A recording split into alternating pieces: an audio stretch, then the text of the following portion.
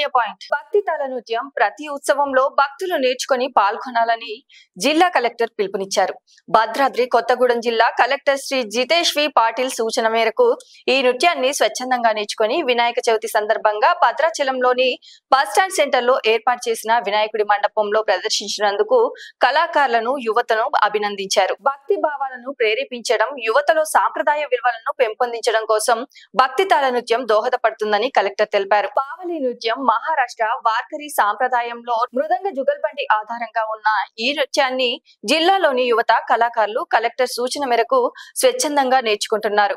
భద్రాచలంలోని మండపంలో వినాయక చవితి సందర్భంగా బుధవారం ఈ నృత్యం ప్రదర్శించగా కలెక్టర్ శ్రీ జితేష్ వి పాటిల్ ప్రత్యక్షంగా పాల్గొని పూజలు చేసి భక్తులతో కలిసి భజన కార్యక్రమంలో పాల్గొని నృత్యాలు వీక్షించారు.